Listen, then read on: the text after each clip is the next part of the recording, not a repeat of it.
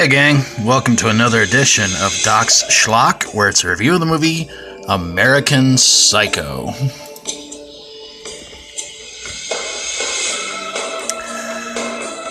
Well, I'm sure a lot of you know about this movie, but for those of you who don't, it's a story of a guy named Patrick Bateman, and he is an extremely wealthy investment banker. But as you can tell by the poster right there, he's also a lunatic. And he pretty much tells everything about himself in his own mind. This movie takes place in the 80s when the yuppie situation, I guess you could say, was sort of popular. But in Patrick's case, he's a yuppie who has a knife to wield and an axe to grind, literally. So, yeah.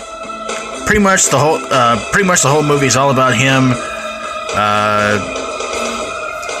talking in his mind. I mean, he does talk in the movie too, but well, he does whatever it takes to be the best doggone yuppie killer in the history of horror movies.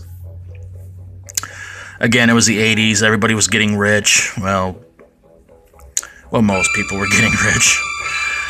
Anyway, as you might have guessed, by the end of the movie, yes, Patrick pretty much gets away with everything. Nothing happens to him, and that brought us to what many people considered a very bad sequel, which I have not yet seen, but all the reviews on it so far,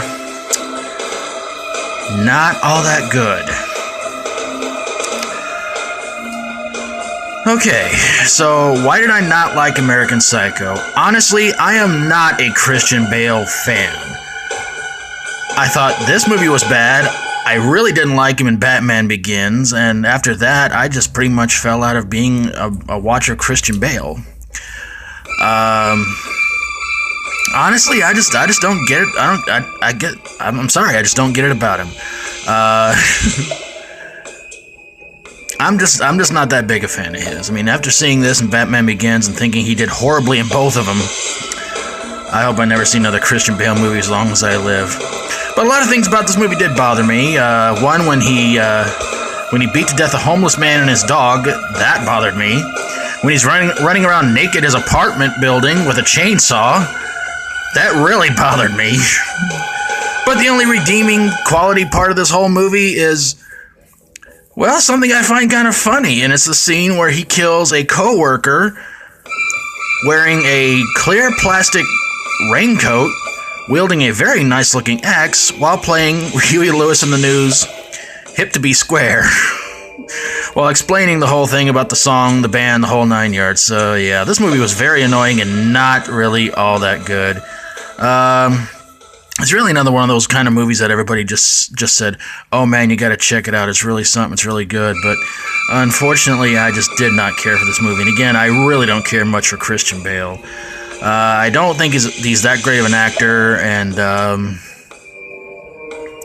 way he seems to act, not just in movies, but him personally, yeah, there's been a lot of really bad things said about him, and yeah, I'd rather not watch another one of his movies ever again. Especially that audio that came out about him on the set of one of the Terminator movies. Yeah. But yeah, American Psycho, didn't like it that much. There was just a lot about it I didn't like. Didn't really care for this movie. But who knows, maybe the sequel might be better. Yeah. That's like saying Halloween 6 was the best in the entire franchise. But yeah, American Psycho, didn't like it. Hated the character of Patrick, and yeah, this whole movie just really, really annoyed me and disturbed me quite much.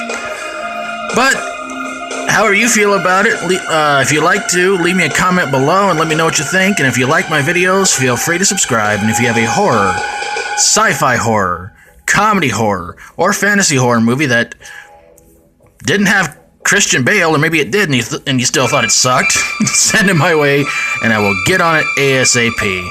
Thank you so very, very much for watching, and until next time, for Doc Schlock, as always, stay strong and rock on.